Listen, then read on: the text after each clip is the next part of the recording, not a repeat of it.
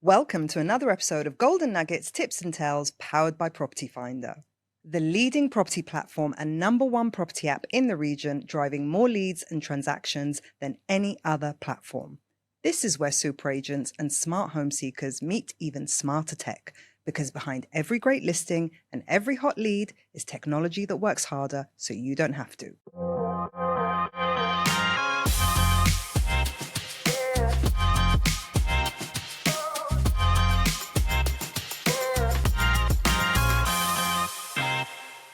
Today, joining me on the Golden Nuggets Tips and Tales show is Laura Adams, the sales director at Provident Estates. And you're leading quite a few Property Finder super agents in your team, aren't you? Yeah, we are. We're very grateful for that. It really does make a benefit for our lead generation, but it also teaches some kind of self-discipline because the KPIs are kind of what we set anyway, like answer your phone quickly. Basics, yeah. Yes, 101. But also making sure that you're presenting the property online. Like I did a survey one time, like trying to find out the best places and the best way to list a property. And I did it in like there are Facebook groups on Brits in Dubai, things like that. And although I wasn't shocked, I was shocked at the amount of percentage. 85% of people said they click on a listing because of a photo, not because of a price. Interesting. And that's where the good quality score comes in, because then it pushes people to do better imagery and it presents the country, the Emirate, a lot better way. You just can't post an iPhone picture. No, or the lovely toilet photo. Everyone loves a toilet photo. But yeah, people click on because of the picture, because I suppose the pictures you can't change unless, obviously nowadays you can, but you can't change a price. You can change a price, you can negotiate the price. So that's one of the reasons why it's really beneficial, and it helps us do our job because that part's done for us, you know. And where your job kicks in consumer facing is that first phone call. And first impressions matter, as you know. And this is something that I used to obsess over when I used to run teams, and I know you obsess over it too. All calls on Property Finder are recorded for training and control purposes. So we as management have access to those call recordings and we can use them for training purposes or to give someone a telling off, which in most cases it might be, you know, like you answered your phone, but you sounded like you were in the middle of doing something or whatever. In bed. So it actually used to be a very important part of my weekly routine. I'd make sure at least once a week, I'm listening to the call recordings.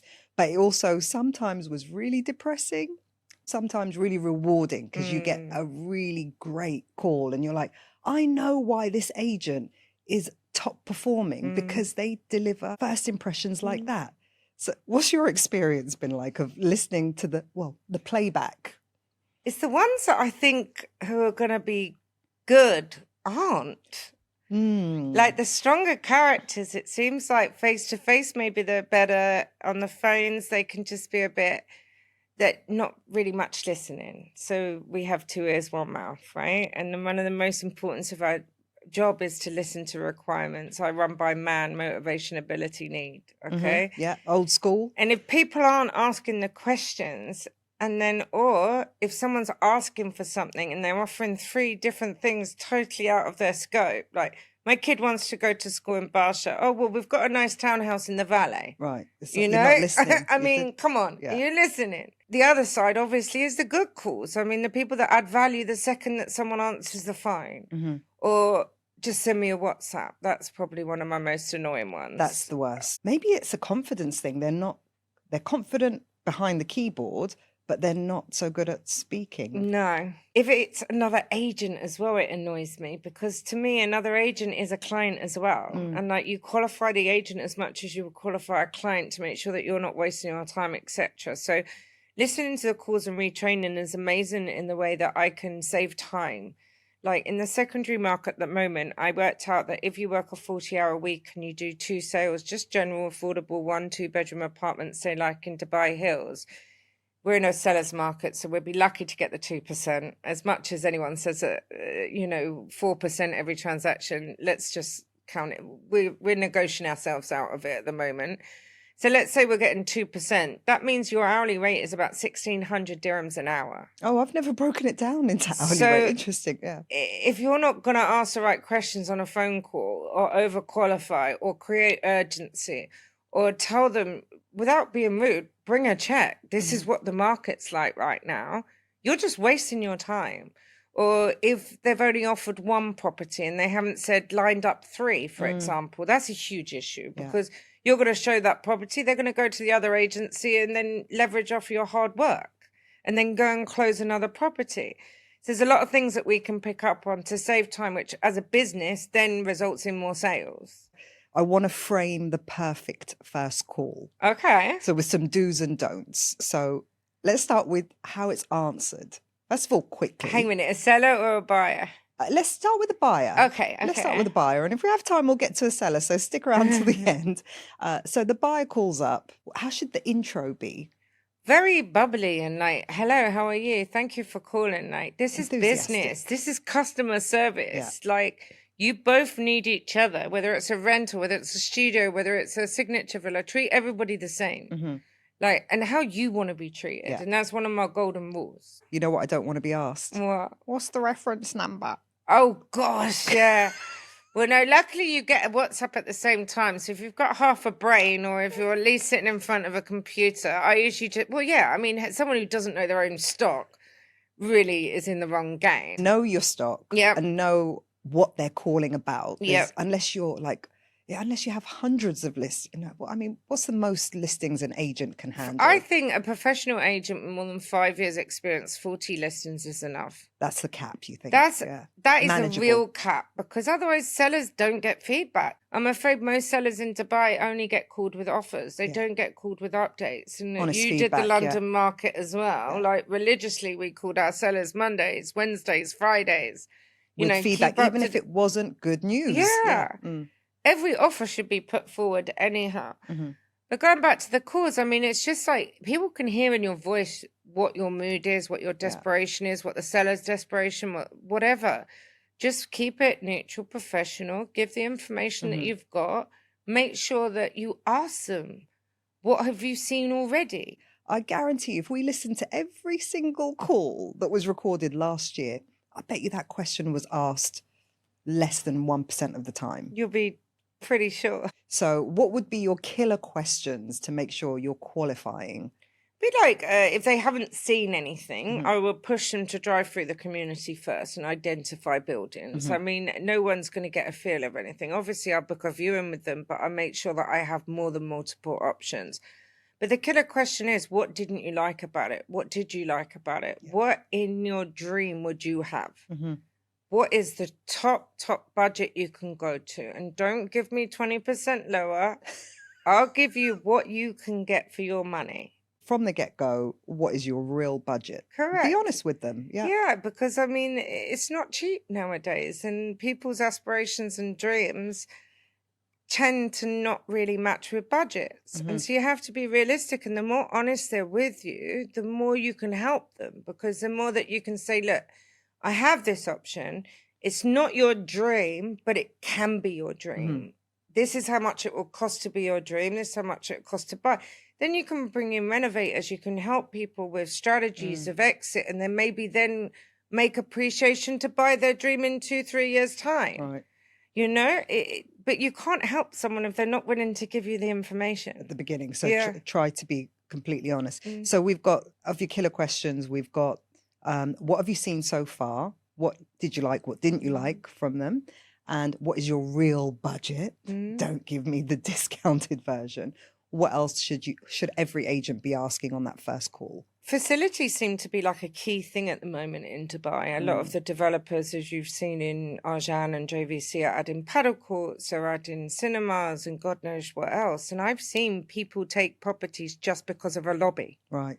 Because they're keeping up with the Joneses and they want people to think when they walk into their building that it's luxurious. And I've lost viewings from being at the front door of the lobby before because people haven't wanted to be there.